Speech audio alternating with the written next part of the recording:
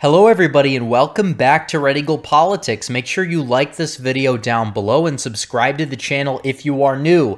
So Donald Trump finally, it is April, and Donald Trump has made his endorsement for the Ohio Senate race, a very high-profile primary, a lot of competition, a lot of people have been vying for that Trump endorsement, and in a close primary like this, Donald Trump's endorsement has a lot of weight, especially in a very pro-Trump state like the state of Ohio, and as a result, Trump has made his endorsement, and he has endorsed JD Vance for Senate. So we're going to analyze this, and we're going to get into this because JD Vance is a little bit of a controversial figure on the right. I think a lot more people recently are coming around to him, but about a year ago, many people, including myself, were very skeptical of this guy and didn't really think that he had much of a chance. However, Mandel and others were obviously notably worse.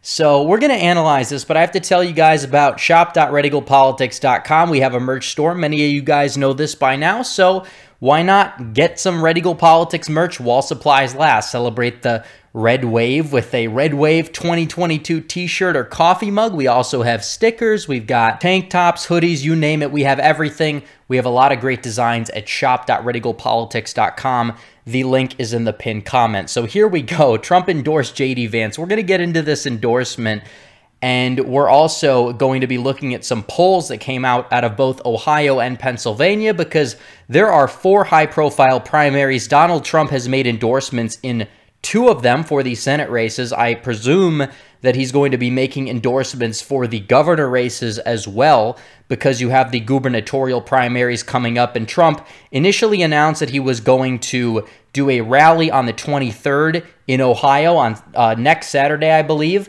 and he has made a Senate endorsement now.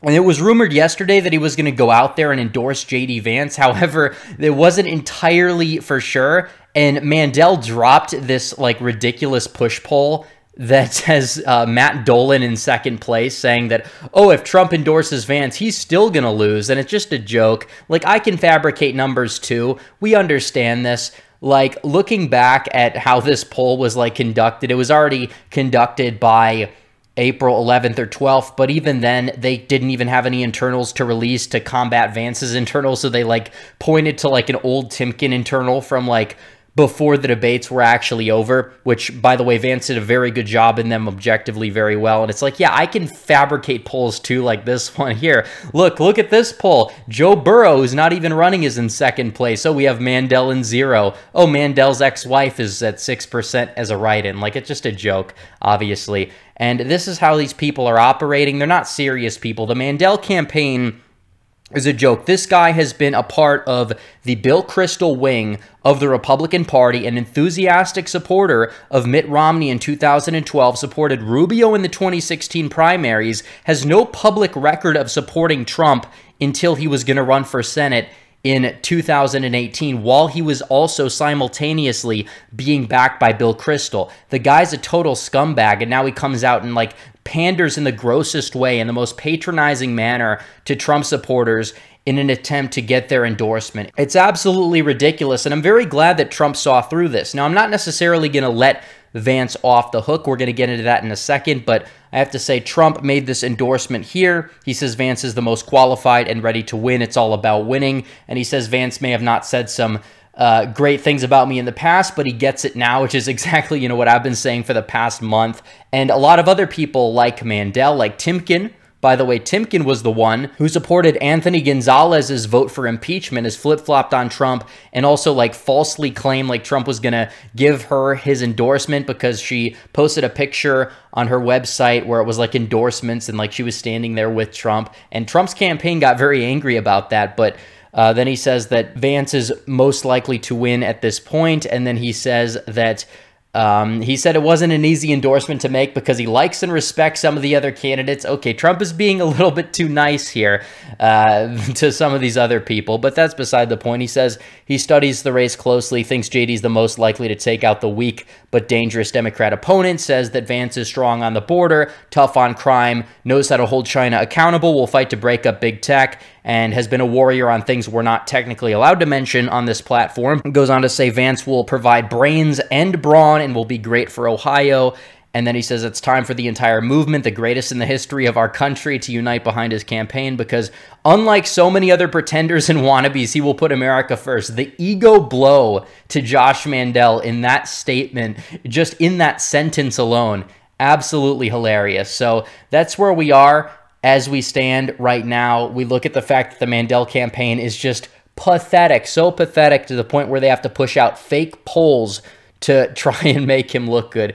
It's a train wreck. But beyond that point, we'll get into the real polls from Trafalgar in a second. But beyond that point, looking at the other candidates in this race, and it's pretty obvious to see that Vance is the best option. And I know what people are going to say. A lot of people in my fan base agree that Vance is the best option, at least even if it's like a lesser of five evils thing. But beyond that point, there are some legitimate criticisms I want to get to. He did not support Trump in 2016. Neither did Mandel, neither did Timken, or pretty much any of these other people. And the question will be, if you want to question if Vance has really changed, have they really changed? Because Vance is not afraid to defend controversial people like Marjorie Taylor Greene from speaking at dissident political offense. He defended her at the debate. He doesn't cave into the left's moral framework. There was an ad that came out from JD Vance that basically said, if you want to call me a racist, you can do so. It doesn't matter. I'm still going to fight for securing our border and putting America first. And Mandel goes out there and puts out this ad, and he's like, no, don't call me racist. I'm not racist. You know, we have to protect the legacy of these leftist historical figures. And then posted this picture where he's metaphorically being like gangbanged by a bunch of black guys. And it's like, okay, buddy. Yeah, this guy's not going to be a fighter. He's just going to go out there and try to say, hey, look at me. No, look, I'm not racist. Please spare me. Spare my life, please. They're not going to do it. Okay, we're in war. We need serious people. Mandel's not serious. He doesn't know his head from his ass. And he was a part of the Bill Kristol fan club just 3 years ago. What changed for him? He's been a career politician his whole life. At least Vance is an outsider. Vance converted to Catholicism fairly recently. He's undergone a spiritual transformation. Like, I understand what people are going to say in terms of he's, you know, was a member of AEI, the American Enterprise Institute, which was also something that a lot of neocons have been a part of. But, I mean, there have been solid people to come out of that institute as well. And there are some bad people in AEI for sure, but they're not all bad. And people are going to say he's funded by Peter Thiel. I don't like Peter Thiel. He said some weird things about like blood transfusions and things like that. But he also supported Trump's like 2016 primary campaign and funded Trump back in 2016. He funded, I don't know if he funded Sessions, but he funded Kobach in 2018 and 2020, I believe. He has funded a great wide variety of decent candidates. Yes, he's funded some questionable people as well, but I'm not willing to say that that's a deal breaker.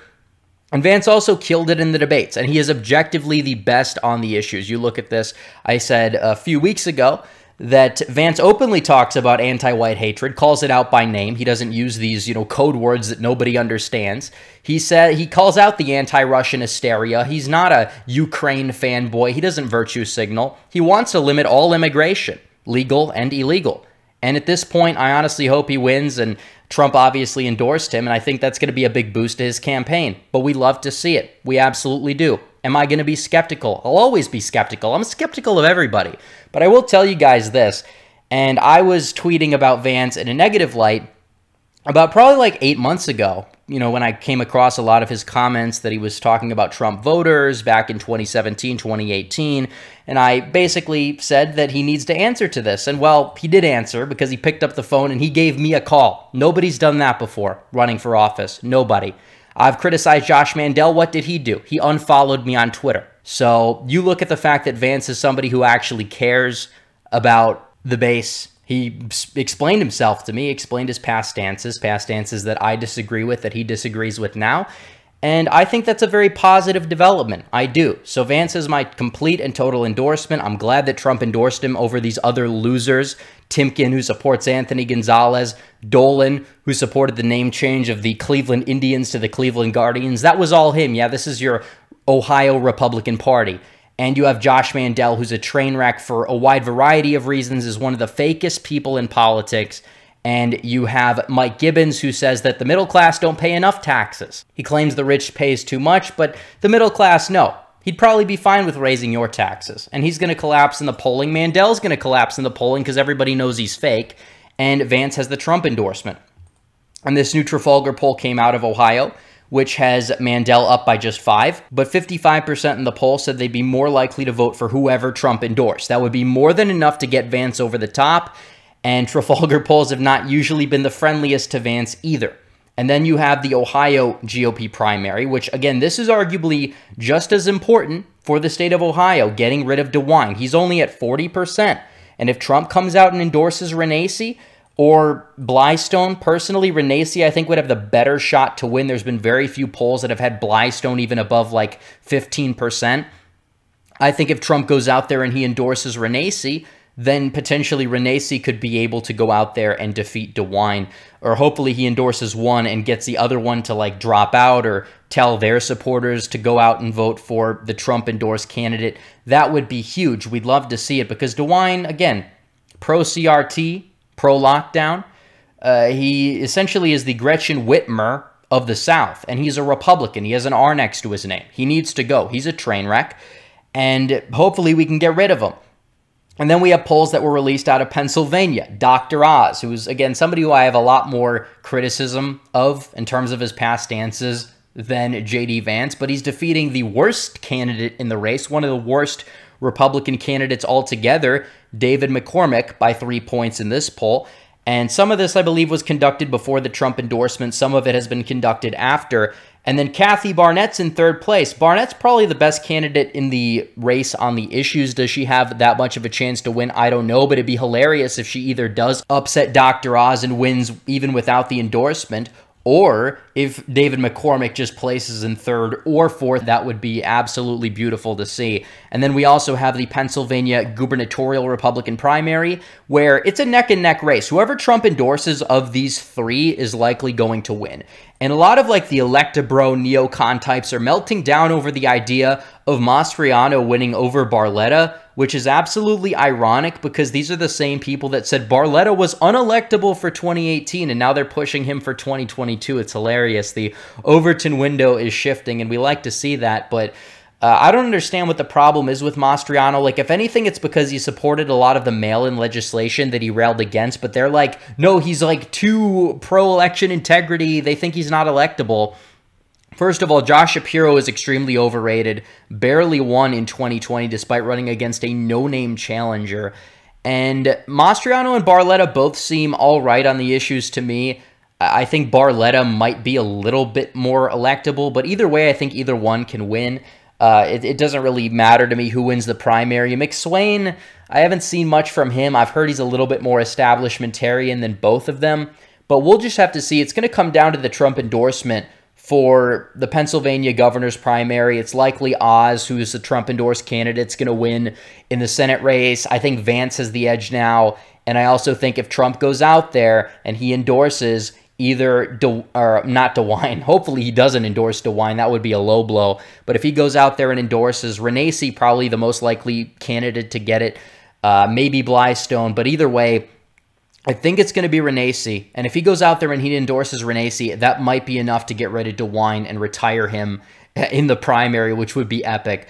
But we'll just have to wait and see. But anyways, guys, thanks for watching this video. Like this video down below, comment down below, subscribe to the channel, hit the bell for notifications so you never miss another video. Follow me on social media. The links are all in the description below. And join the website and buy the merch. The link is in the pinned comment. So anyways, guys, thanks for watching. Red Eagle out.